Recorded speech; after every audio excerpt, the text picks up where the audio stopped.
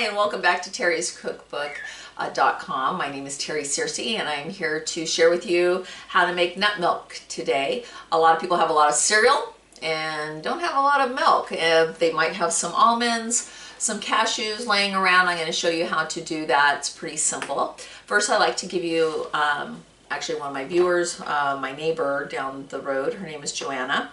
Yesterday she came over and we swapped a few things from our gardens, and she sent me some lettuce here that I'm going to be planting, and she gave me some oranges and some lemons, and from some of this I'm going to be making some marmalade. It's pretty simple. It doesn't take pectin. So I'll show you that on a later video, but I wanted to give her a thank you before I put these in my garden. And I also wanted to show you something else. So I was at the grocery store and there were all these moms and dads with their kids because they had just got the notice that their kids were no longer going to be going to school. Everything was raided, the chip aisle, cereal aisle, they were just going nuts trying to fill up with things. But what I noticed is a lot of times when you're at the grocery store, there's items and they just don't know where to put them. And so I found these. They're portobello mushrooms. This one has a pizza flavor. This one is a ranch flavor. They're pretty filling and they taste really good. There was a lot of this, and so if you're running out of chips and that, kind of take a look around. As it is, there wasn't much in the grocery store. I was still there for about 3 hours, going up and down the aisles, see what they did have, what I could use. We're not chip eaters, but I got these just in case we felt like nibbling on something a little salty. And they're actually really good. They're dehydrated portobello mushrooms, and I'm thinking about reusing this when I make some pizza. I can throw this in a salad, just have it as a snack. And so they're actually really good. So I, don't get any endorsement paid or anything like that. Just want to let you know, look around the aisles. I found this in the international section of the grocery store. So I wanted to let you know about that.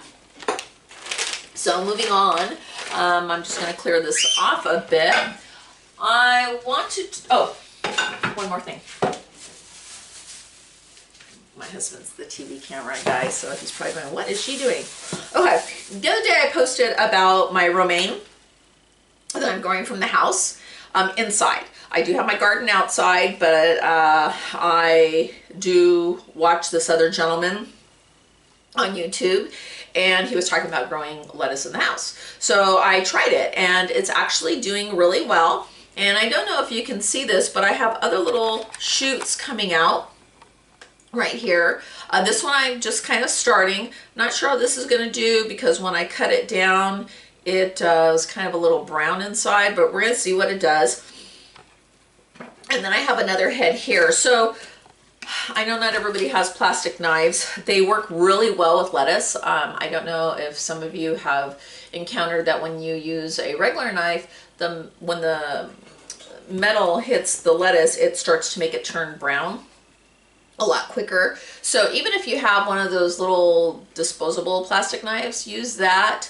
When everything starts coming up and opening up, look for these plastic knives. They're great.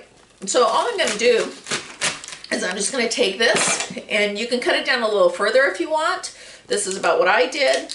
I take off a couple of the outer leaves, and just like that, it's a little bit on the reddish side. It will turn, and I'm going to plop that in water.